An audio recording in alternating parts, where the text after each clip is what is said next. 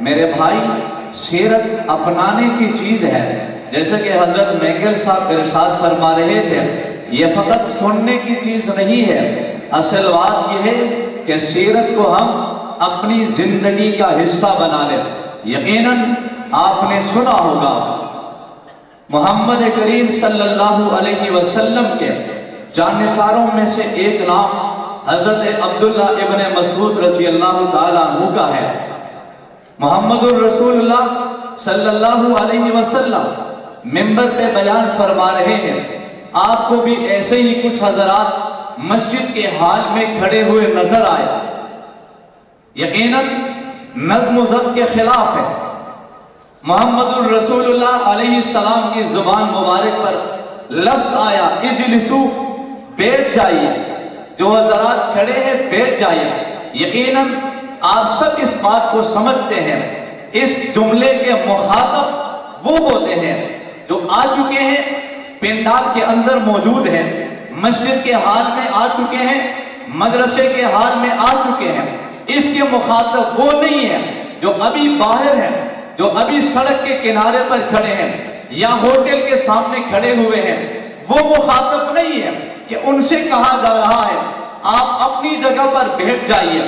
یہاں پر آپ دیکھیے محمد الرسول اللہ کی ذات گرامی کے ساتھ صحابہ کرام کا عشق اور محبت کا انداز دیکھیے۔ ابن مسعود ابھی مسجد میں نہیں پہنچا ہے، ابھی آ رہا ہے، مسجد میں پہنچا نہیں ہے، لیکن محمد کریم کی یہ بات اور محمد کریم کا یہ جملہ کانوں میں پڑ گیا کہ بیٹھ جائیے۔ ابن مسعود رضی اللہ تعالیٰ عنہ وہی گلی پہ بیٹھ گیا ہے۔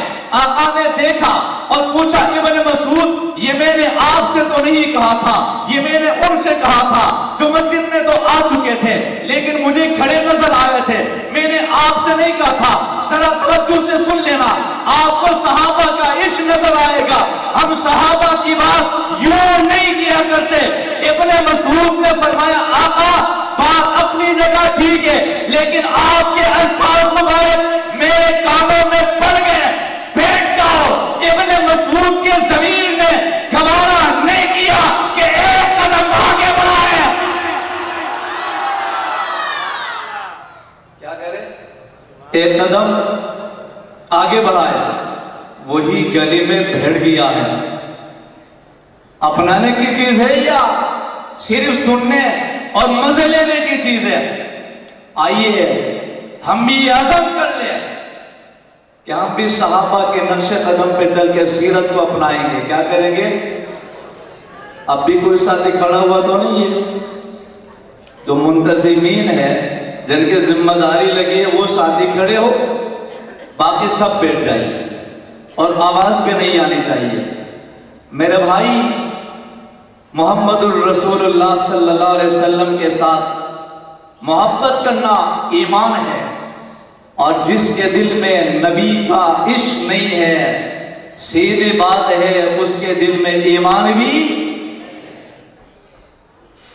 لیکن عشق پہچانا جاتا ہے، پہچانا جاتا ہے، کردار سے پہچانا جاتا ہے، عمل سے پہچانا جاتا ہے، گفتار سے پہچانا جاتا ہے، عمل سے پہچانا جاتا ہے۔ عشق کے بھی تقاضے ہوا کرتے ہیں۔ پہلا تقاضا ہے، عشق اگر ہے محمد الرسول اللہ کے ساتھ تو پھر جس سے عشق ہوتا ہے، محبت ہوتی ہے، پھر اس کی تعظیم اور تقدس، احترام بھی دل میں آتا ہے۔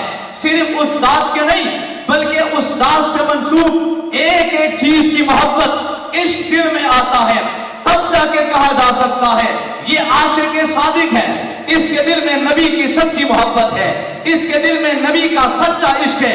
اگر یہ انداز آپ دیکھنا چاہیں گے تو آپ کو یہ منظر قرون اولیٰ میں صحابہ کی صورت میں نظر آئے گا، آج دیکھ لیجئے تو آپ کو علماء دیوبند کی صورت میں نظر آئے گا۔ میں پڑھ رہا تھا حضرت مولانا مفتی رشید احمد گنگوہی رحمت اللہ علیہ کے واقعات میں، ذرا سنیے گا، ایمان تازہ ہو جائے گا۔ حضرت کے مریدین میں سے کوئی حج یا عمرہ سے کے سفر سے واپس آیا اور آ کر کہا کہ حضرت یہ رومال میں آپ کے لیے مدینہ سے لے کر کے آیا. کہتے سبحان اللہ. اب آپ نہیں بولتے. پہلے جب کہا جا رہا تھا خاموش ہو جائے تو آپ کی آواز گونج رہی تھی, حضرت بیان کرتے ہوئے بھی پریشان. اب آپ نہیں بول رہے. فرمائے یہ رومال میں آپ کے لیے کہاں سے لے کر آیا؟ جی مدینہ سے لے کر کے آؤں. ذرا دیکھنا عشق آپ کو نظر آئے گا. حضرت گنگوہی رحمۃ اللہ علیہ نے وہ رومال اٹھایا, سینے سے لگایا, اپنی آنکھوں پہ ملا, چومنے لگا. رومال سینے سے لگایا, اپنی آنکھوں سے لگایا, چومنے لگا.